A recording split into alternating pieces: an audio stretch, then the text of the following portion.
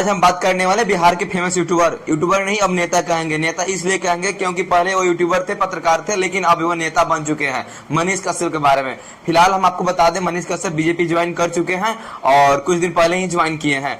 मनीष कश्यप बेतिया से चुनाव लड़ रहे थे निर्दलीय से, किसी पार्टी के द्वारा उन्हें कोई टिकट नहीं मिला, तो किसी पार्टी का सपोर्ट नहीं मिला, किसी पार्टी के द्वारा उन्हें टिकट नहीं दिया गया।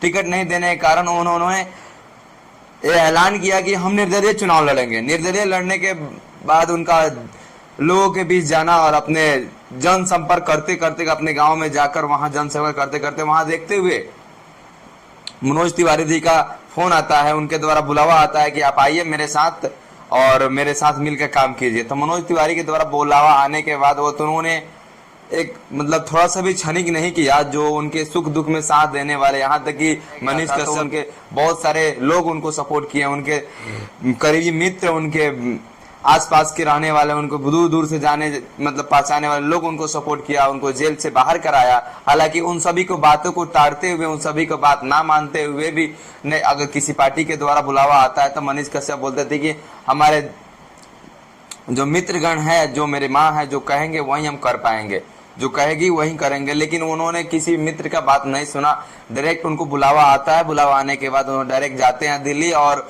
वहां से बीजेपी की सदस्यता ग्रहण करते हैं। हालांकि मैं हम बता दे रहा हूं, अगर बीजेपी की सदस्य ग्रहण कर लिए हैं, उन्होंने अब बेतिया में जाकर उन्होंने बहुत जगहों पर अपना जनसंपर्क किया। जनसंपर्क करने के बाद निर्दलीय से, हालांकि जब वे वहां से निर्दलीय लड़ रहे थे तो मैं आप सबसे पूछना चाहता हूं, वहां बीजेपी के विरोधी में थे, आरजेडी के विरोधी थे। हालांकि मैं आपको बता देता हूं, अगर वहां से उन्होंने मनीष कश्यप अगर जाते हैं बेतिया और वहां जाकर बीजेपी का समर्थन में वो वोट मांगते हैं, तो वहां के लोगों के द्वारा मनीष कश्यप को क्या कहा जाएगा। अगर आप लोग वहां से वीडियो देखते हैं तो कमेंट करेंगे और बताएंगे कि अगर मनीष कश्यप जब वहां से चुनाव लड़ रहे थे तो उनको समर्थन के लिए लोग बहुत आगे तक आ रहे थे, अब वही जाके पार्टी में मिल गए। मिलने के बाद अब पार्टी के द्वारा सपोर्ट, पार्टी के द्वारा वोट मांगने आ रहे हैं। आप लोग बताइएगा कहाँ तक ये सही है। बेतिया के लोग उनको वोट देगा, उनके बातों पर जाएगा, उनकी बातों को मानेगा? नहीं मानेगा। क्यों नहीं मानेगा? क्योंकि उन्होंने खुद ऐलान किया था कि हम चुनाव लड़ेंगे, और निर्दलीय जब लड़ रहे थे तो फिर पार्टी में जाने का क्या मकसद था? पार्टी में नहीं गया और वहां के लोग उन्हों को बीजेपी के द्वारा आते हैं मनीष कश्यप चुनाव के लिए वोट मांगने, तो क्या बीजेपी के क्या देगा? अगर देगा तो मनीष कश्यप के नाम पर देगा कि संजय जायसवाल के नाम पर देगा? अगर संजय जायसवाल जी के कहने पे या पार्टी के जब नेता बन चुके हैं तो उनके द्वारा प्रचार स्टारक के रूप में आएंगे, तो क्या वहां के लोग वहां के मनीष कश्यप के समर्थन में या बीजेपी को वोट करेगा कि नहीं करेगा? आप लोग अगर वहां से वीडियो देख रहे हैं तो वीडियो को ज्यादा से ज्यादा।